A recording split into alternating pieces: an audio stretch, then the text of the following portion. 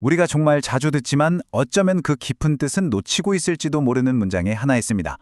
오늘 그 문장 속에 숨겨진 인류 성장의 비밀을 한번 파헤쳐 보겠습니다. 바로 이 문장, 책은 사람이 만들고 책은 사람을 만든다입니다. 어떠세요? 그냥 듣기 좋은 그럴듯한 문학적 표현 같으신가요? 근데요, 이게 사실은 단순한 비유가 아니에요. 뭐랄까, 인류의 진보를 계속해서 업데이트해온 보이지 않는 코드, 하나의 거대한 운영체제 같은 거죠. 자, 그럼 이게 그냥 멋진 말일까요? 아니면 진짜 인류 역사를 움직여온 핵심 원리일까요? 오늘 이걸 한번 제대로 파헤쳐 보려고 합니다. 역사를 바꾼 거인들의 삶을 통해서 이 놀라운 순환이 어떻게 작동하는지 한번 같이 보시죠.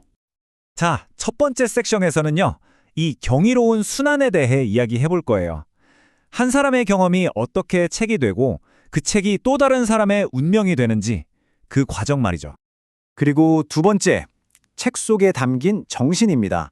여기서는 사람이 어떻게 자신의 생각과 경험, 그 의식의 결정체를 한 권의 책으로 만들어내는지 한번 들여다볼게요. 여러분, 책이 뭘까요?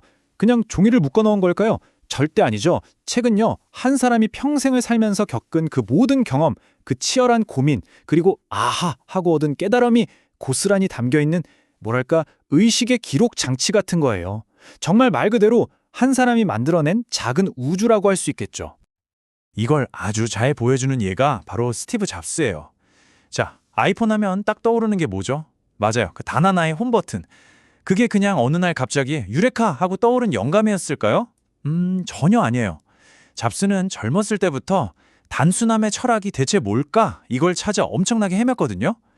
그러면서 선사상, 디자인, 인간 심리에 대한 책을 진짜 말 그대로 수백 권을 흡수했어요. 결국 아이폰은 그가 평생 읽어온 그 모든 책들이 만들어낸 어찌 보면 필연적인 결과물이었던 거죠. 자, 그럼 세 번째. 이번엔 반대 과정. 정신 속에 담긴 책입니다. 이제 그 책이 어떻게 사람을 다시 만들어내는 일종의 입력장치가 되는지 한번 알아볼까요? 넬슨 만델라, 무려 27년. 상상이 가시나요? 그 긴 시간을 감옥에서 보냈죠. 근데요, 그는 거기서 그냥 시간을 보낸 게 아니었어요. 철학, 권력, 그리고 용서에 관한 책들을 읽고 또 읽으면서 복수에 불타는 사람이 아니라 모두를 아우르는 화해의 지도자로 다시 태어난 겁니다. 정말 만약에 감옥에서 그가 책을 읽지 않았다면 남아프리카 공화국의 역사는 아마 지금과는 완전히 다른 모습이었을지도 몰라요.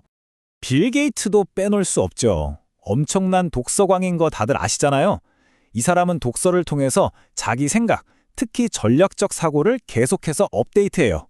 마치 컴퓨터 OS 업데이트 하듯이요. 그가 몇 년 전에 팬데믹을 거의 정확하게 예측했던 거 기억나세요? 그것도 그냥 나온 게 아니에요. 수많은 과학, 역사 책을 읽으면서 얻은 통찰력 덕분이었죠. 바로 책이 그의 관점을 바꿔버린 거예요. 이런 패턴은요, 역사를 보면 정말 계속 반복돼요. 보세요. 아인슈타인은 칸트의 책을 읽고 상대성 이론의 영감을 얻었고요. 마틴 루터킹 목사는 간디의 책에서 비폭력 운동의 철학을 배웠죠. 워런 버핏은요, 현명한 투자자, 이 책 한 권으로 평생의 투자 원칙을 세웠어요. 자, 핵심이 보이시죠?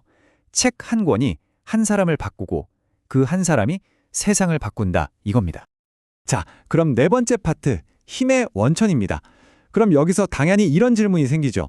아니, 대체 책이 뭐길래 이렇게까지 강력한 힘을 갖는 걸까요?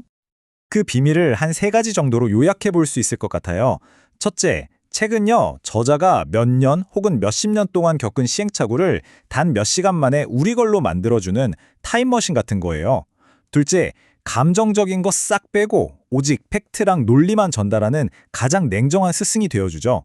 그리고 마지막으로 이게 진짜 중요한데요. 책은 우리가 전혀 보지 못했던 새로운 세계를 딱 보여주면서 우리 생각의 틀, 그 프레임 자체를 그냥 통째로 바꿔버리는 힘이 있어요. 자, 이제 마지막 다섯 번째, 순환 속 당신의 차례입니다. 지금까지 거창한 얘기를 좀 했는데요. 이제 이 거대한 흐름을 바로 여러분, 우리 자신의 이야기로 한번 가져와 볼게요. 바로 이겁니다.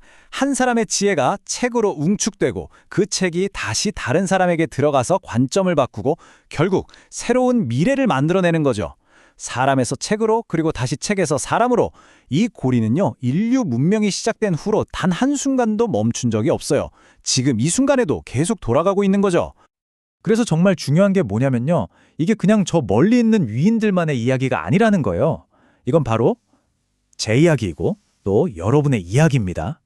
오늘 우리가 무심코 읽은 책 속의 단 한 문장이 우리 머릿속 생각의 지도를 바꿔버리고 그게 앞으로 10년, 어쩌면 평생의 선택과 미래를 완전히 다른 길로 이끌 수도 있다는 거예요. 자, 이렇게 한 바퀴 돌고 나니 우리가 처음 시작했던 그 문장으로 다시 돌아오게 되네요. 책은 사람이 만들고 책은 사람을 만든다. 어떠세요? 이제 이 말이 그냥 멋진 표현으로만 들리시나요? 아닐 겁니다. 이건 역사가 온몸으로 증명해낸 하나의 지적인 진실인 거죠. 그러니까요. 책을 읽는다는 건 결국 다른 사람의 인생을 빌려서 내 삶의 속도를 높이는 가장 강력한 방법 중 하나인 셈입니다. 자, 오늘 이야기를 마무리하면서 여러분께 질문 하나를 던지고 싶어요. 여러분은 어떤 책에게 나라는 사람을 새롭게 빚어낼 기회를 주시겠습니까?